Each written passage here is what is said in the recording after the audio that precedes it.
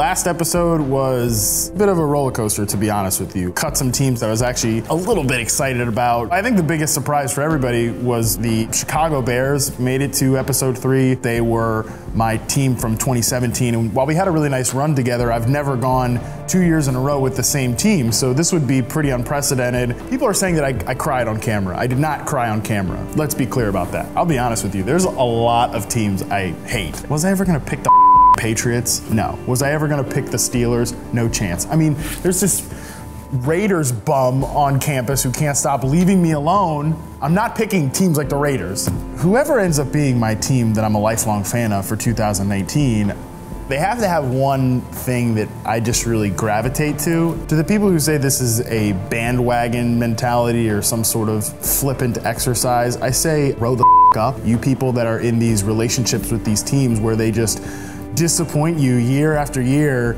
and you think it's some kind of like admirable quality that you're loyal to them. Honestly, I think you're the sheep.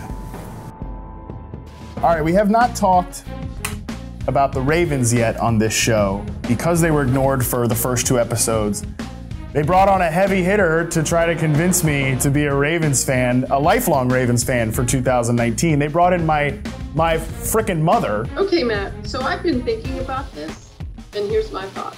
You spent most of your teenage years and your 20s being a Carolina Panthers fan, and you've never actually lived in North Carolina. As you might recall, that I continued to work, and where did you spend every Wednesday and every Thursday? With my wonderful grandma. And where did your wonderful grandmother live? In Baltimore. You lived in Baltimore, the only place you actually live that has a football team. So, therefore, you should be a Baltimore Ravens fan. That was actually a really compelling, emotional argument. That's... Well, I don't know it's how emotional, but I think it's pretty practical. Practicality makes a lot of sense, but you got to give me some like football reasons too why I should be a Ravens fan. As much as you can tug at my heartstrings. Then let me bring in my expert on the football portion of the program, and that would be my sister Lynn, a lifelong football fan. We got Aunt Lynn on the call? Aunt Lynn is here. The Ravens are the best. Seriously, just looking at last year's performance, they completely turned around. Harbaugh was on the ropes to get fired until they brought in Lamar Jackson as quarterback. And guess what? They're keeping Lamar Jackson as quarterback, and Flacco is off to Denver. Obviously, you did not watch the first episode because I don't want to be emotionally invested for too long. And you're trying to get me to have this long-term commitment here, and I don't know if I'm ready for that. I gotta be honest with you both. You've made a lot of compelling arguments here, but here in front of both of you, I'm gonna cut the Ravens. I'm not going to be a Baltimore Ravens fan. I'm sorry that it's come to this, but I can't do it. I should just be a Chiefs fan. It's easy. Yo, Harmon, are you really thinking about turning Chiefs fan? Yeah. Dude, that's the ultimate like bandwagon move. Patrick Mahomes is quarterback god, dude. They didn't win the Super Bowl this year. I can still get in now. Yeah, but no, you can't because they're gonna be like dominant for the like at least next 5 years. First of all, if that doesn't convince you, look at these asshat fans, okay?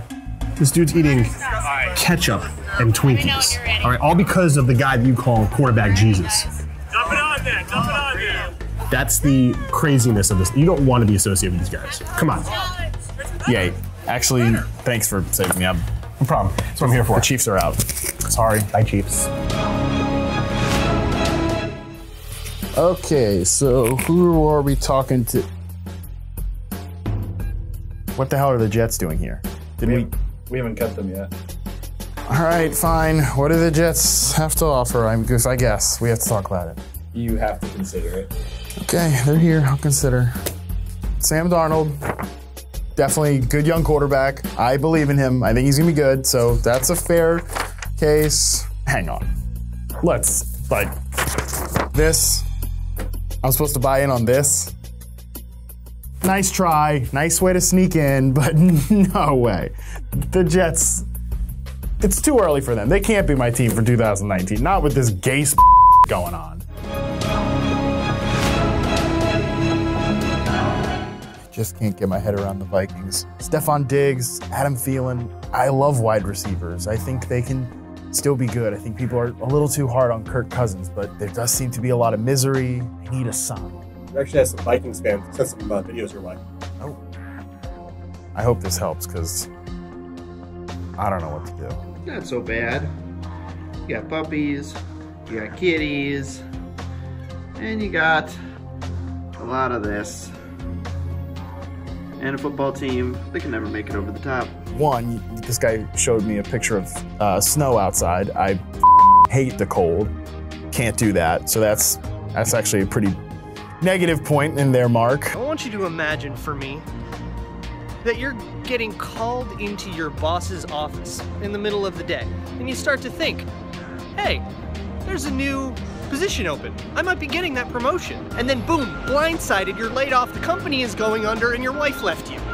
That's what it's like to be a Vikings fan. If you need any more proof, just look at how freaking sad we are all the time.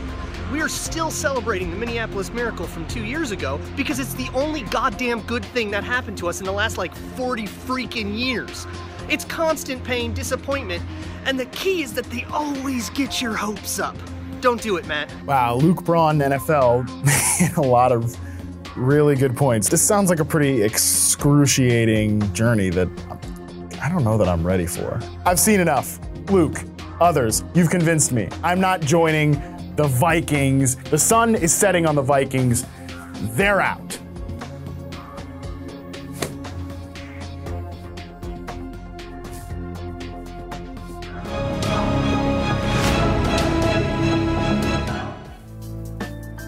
You gotta be kidding me. Allen Robinson just tweeted me and told me to stay with the Bears. He told me to come back.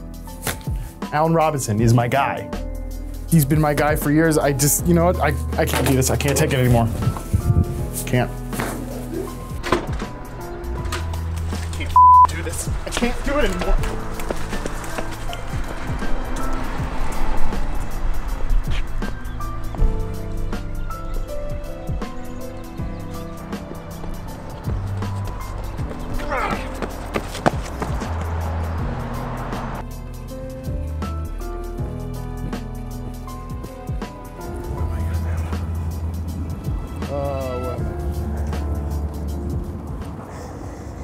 It's gonna be okay, bud. Oh, God.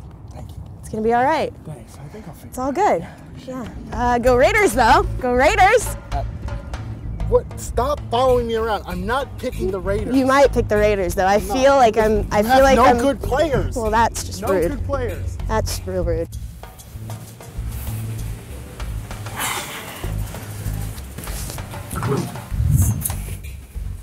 Okay.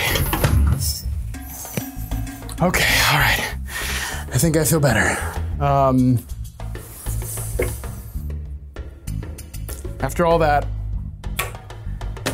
after the Allen Robinson tweet, I'm convinced that the Bears are going to move on to the next round. And because of that, unfortunately, I have to cut the Seahawks.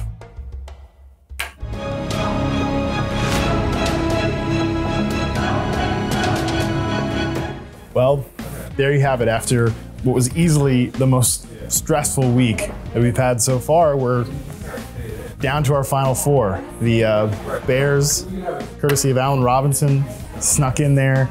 We've got the Browns, Baker Mayfield, super exciting. The 49ers, post-hype sleeper pick, and the Colts, who, I mean, the Colts have a great chance. They're probably set up to be a future dynasty. I love it. But as I said, this episode, after cutting the Seahawks, after bailing on the Ravens in front of my own family, and all the stress that came with it, I'm ready to just kind of eat my feelings at this point. So that's gonna do it for this week.